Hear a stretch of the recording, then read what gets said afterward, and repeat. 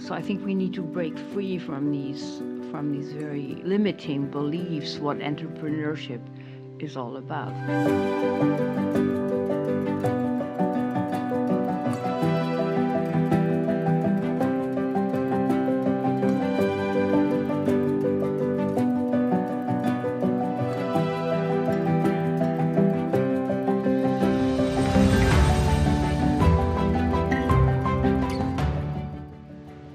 Hi there, Changemakers, and welcome to a new episode on a beautiful sunny day here in Zurich.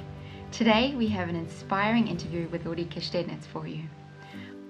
Ulrike is a master career coach, educational consultant, social entrepreneur, and is also the author of 3 books. She received her PhD in gifted education from the University of Connecticut. In Switzerland, she became a well-known advocate for gifted education, where she co-founded the first European Association for Gifted and Talented Children.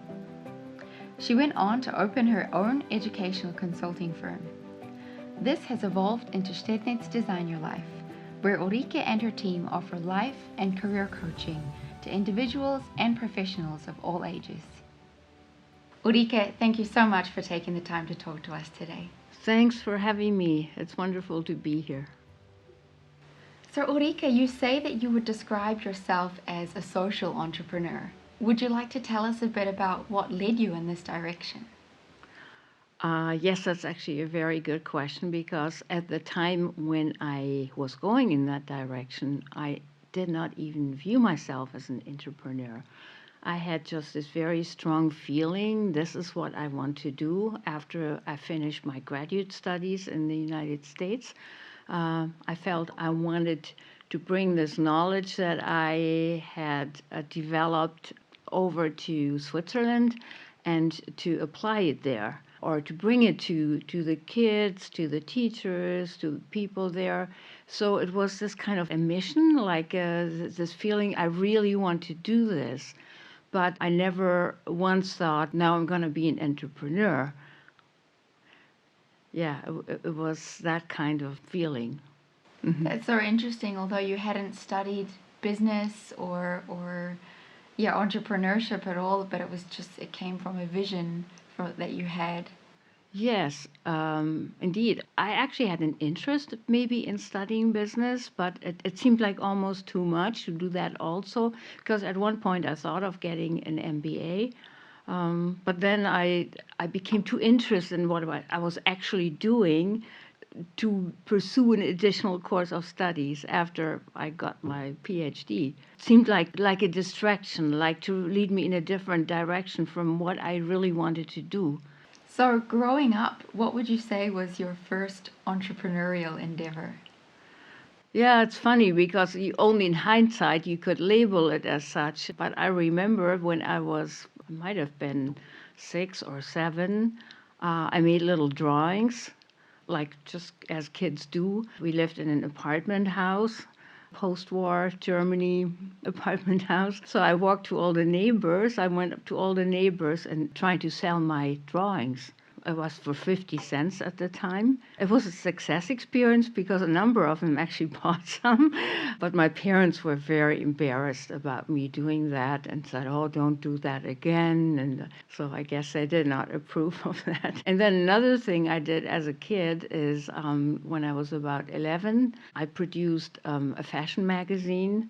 Drawings again of that I did. So it was like maybe a 10-page magazine with jokes in it, and it was like a little magazine.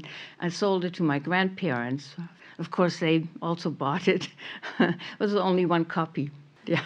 It sounds like you were very forward-thinking even then. As I say, at the time, you don't really view it as such. I just had fun doing it.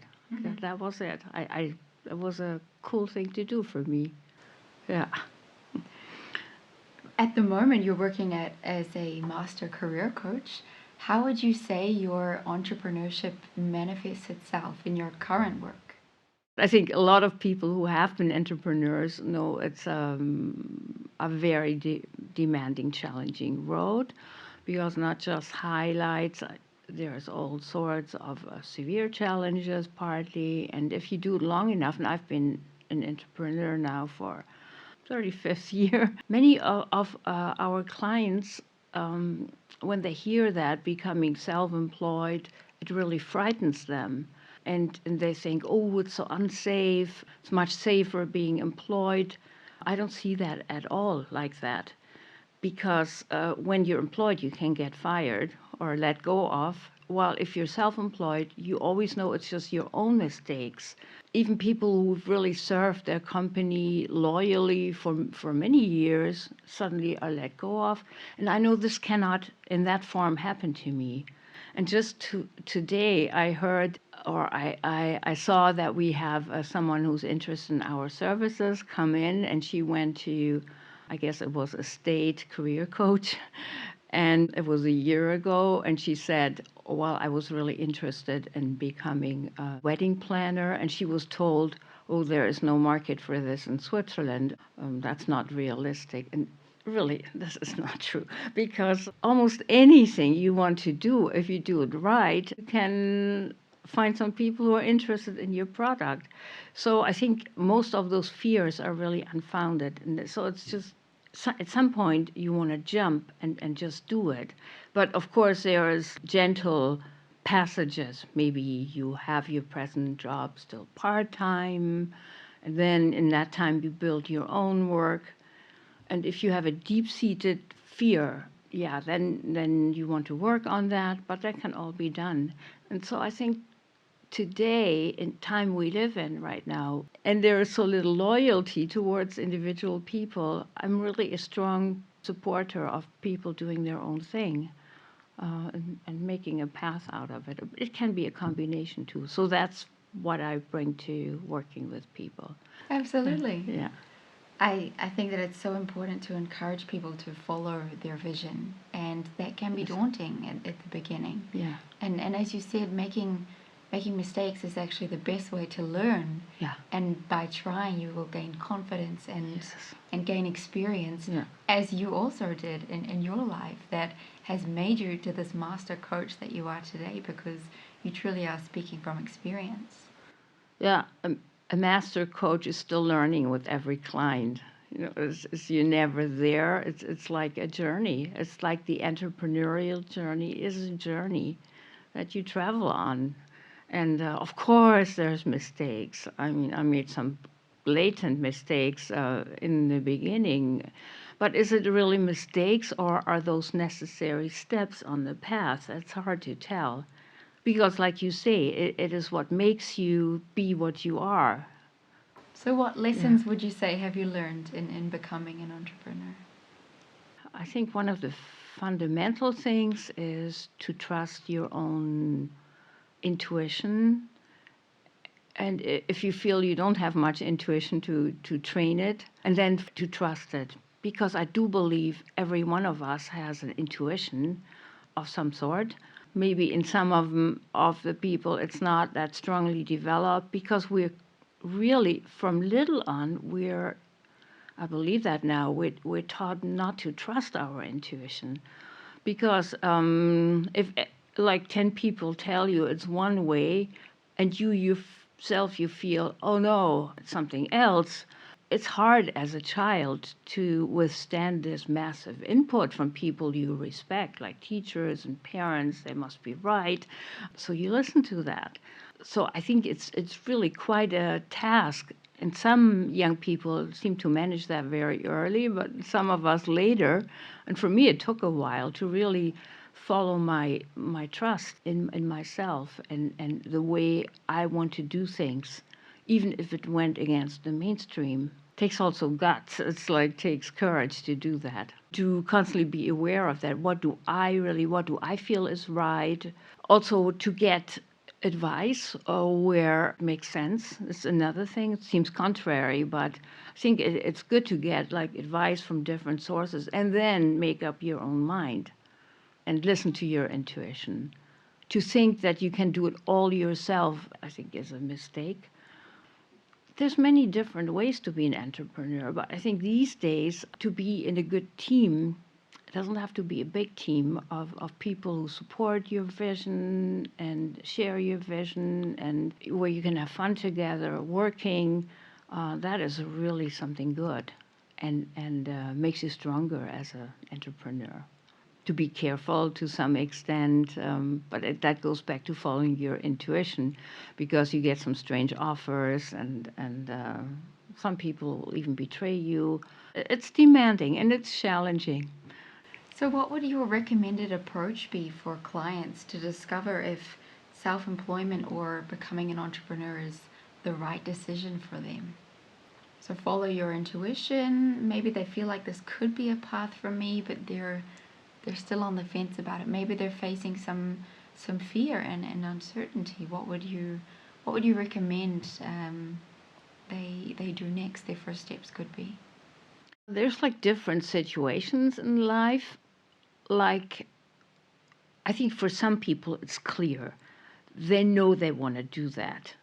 And then you support them in that decision and show them ways how they could do it. What I like to do is also give some of our contacts and say, go talk to that person who did, or this person could help you along, and so forth. So some people just know. And then there are some people that feel very hesitant about being self-employed, but they have basically not much other choice. Because if you're in our current job market are over 50 and you don't have a very strong employment position, or you've been out of the workforce too long could already be like 1 to 2 years, and you in that time you haven't found a job, with every passing month your chances get slimmer of getting another. It's brutal, but it's like that, getting another job. And at the same time, you might have a private passion, like a hobby that you like very much, or you even have an idea or something that you have in your life also that you could actually pursue on an independent basis. I think that is a real good point to go for self-employment. And then there's the people who could go either way. They could be employed, they have still really good chances in the job market, or they could be self-employed. And I think those are the people that most often are afraid, because they see this seeming security in employment.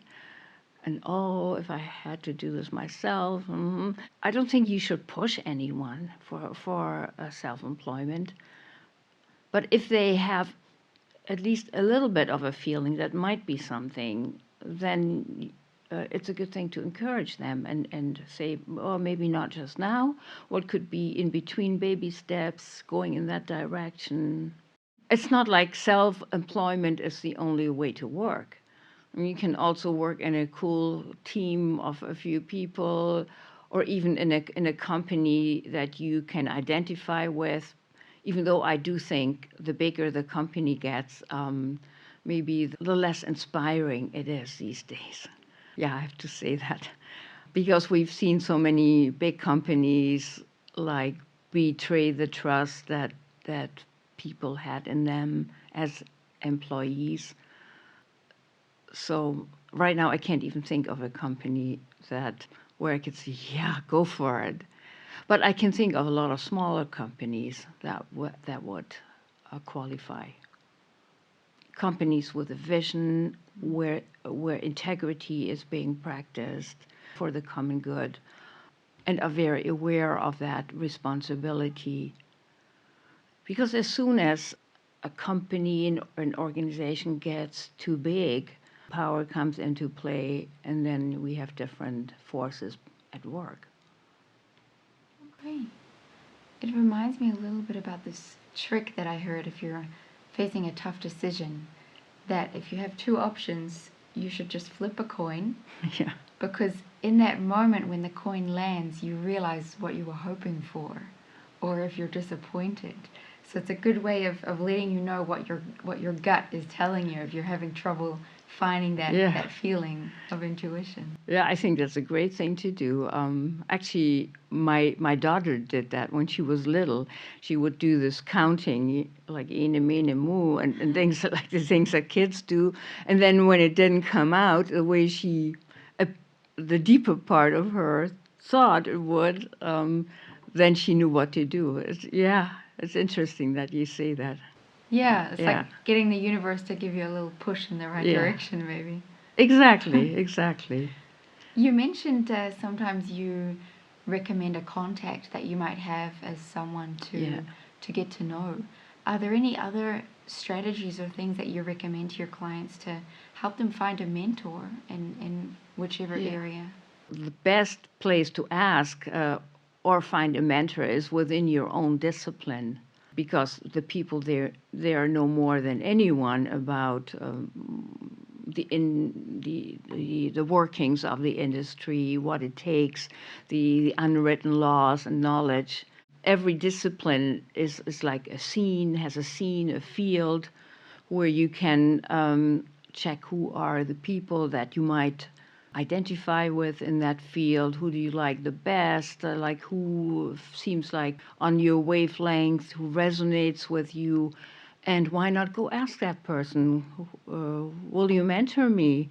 And that could mean like you see that person 2 or 3 times a year and ask for input. And a lot of accomplished professionals really enjoy this kind of thing because we all like to give of what we know and share our knowledge after we've acquired it for quite a few years. Moving on to a very relevant topic at the moment, and that's burnout, or that could also look like depression or exhaustion. How would you go about avoiding burnout as an entrepreneur? That's a hard question. I think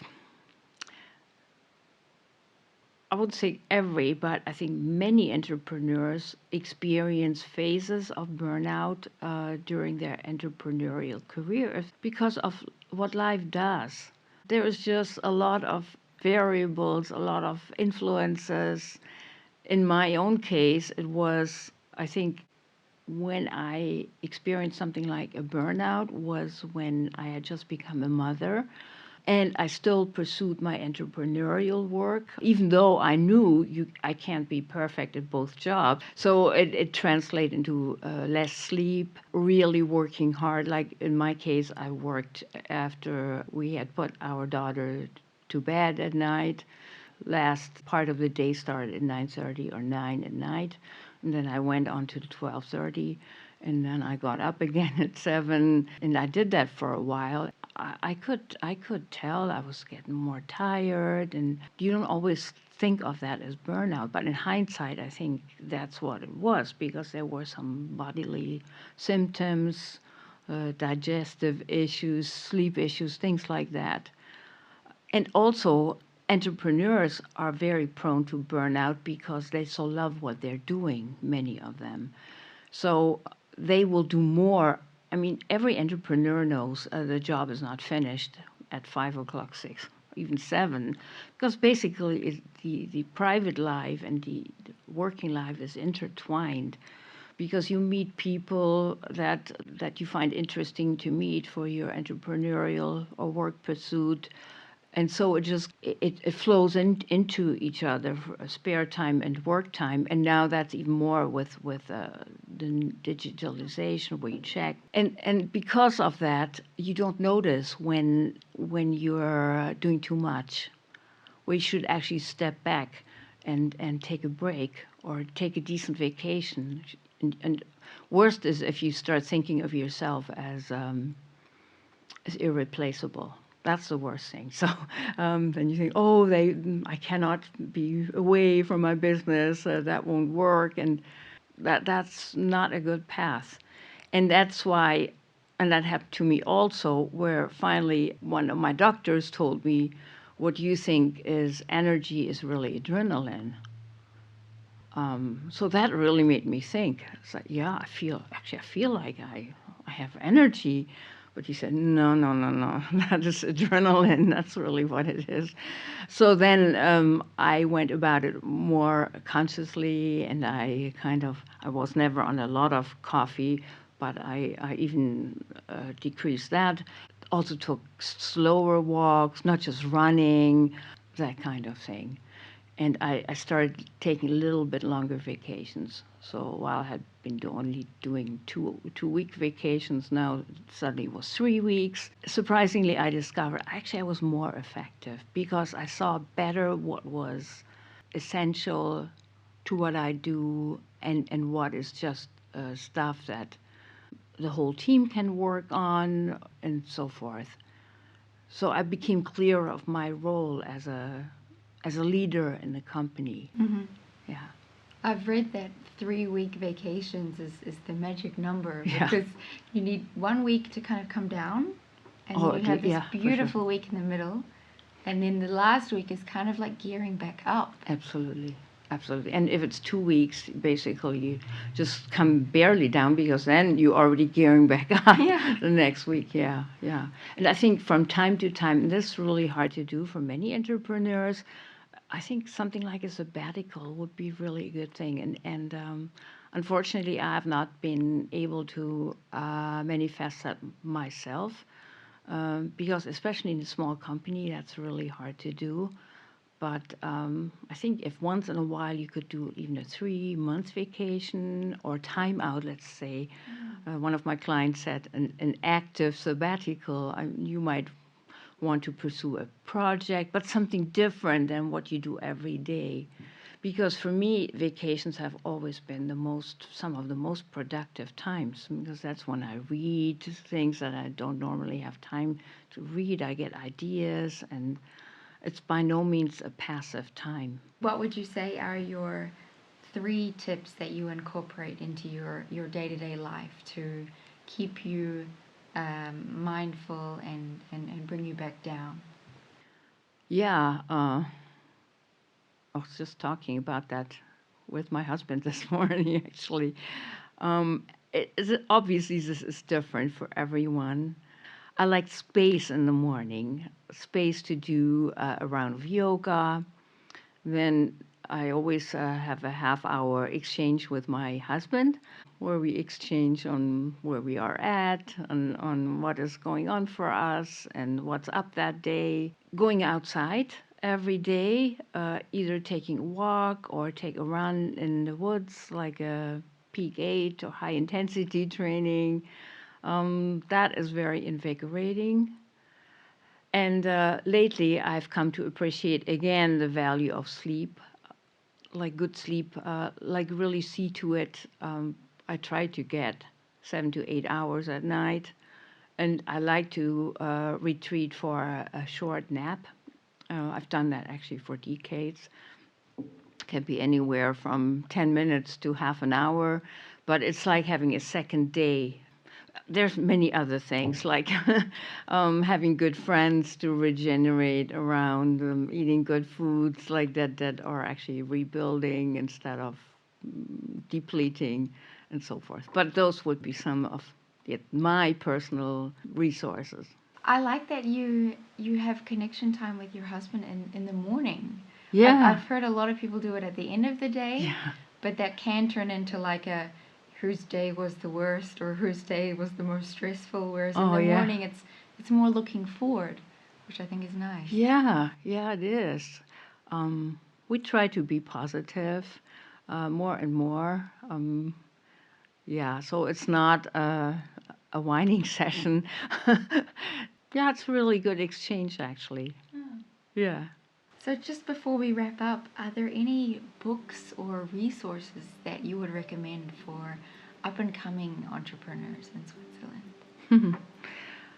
Well, in Switzerland, I think one really good resource is the Institute für Jungunternehmer, Institute for Young Entrepreneurs, because online they have so many free resources.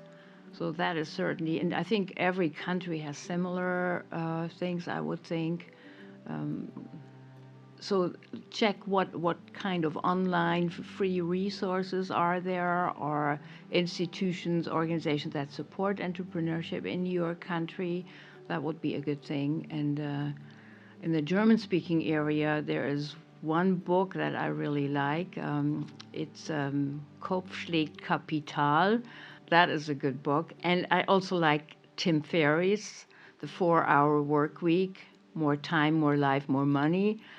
Even though that book is very extreme in its outlook, I think it helps people to think out of the box. And even if you don't do what he says you should do, it, like I say, it helps you think out of the box and gives you some creative ideas and does some kind of a reframing. Because I think a lot of entrepreneurs also have this idea, like we used to have in the last century, oh yeah, you have to be at it like 10 hours a day. And even if you love what you're doing, no, you don't have to work 10 hours a day. You could just work 6 hours and be very effective.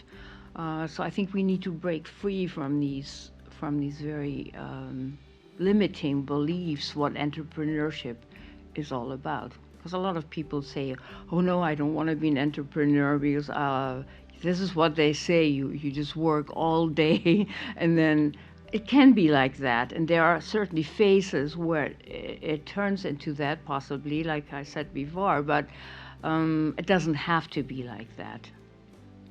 Yeah, because there's people who have 10 businesses, and if they can run 10 businesses in 24 hours, and it's certainly possible to run 1 or 2 in 6 hours.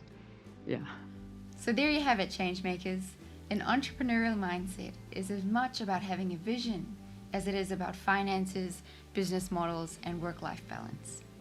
Knowing yourself and what you're about is the first step to getting there. If you're interested in working with Ulrike, sign up for a free intro coaching at www.stedtnitz.ch. Have a beautiful, sunny week, changemakers, and we'll talk to you soon. Bye.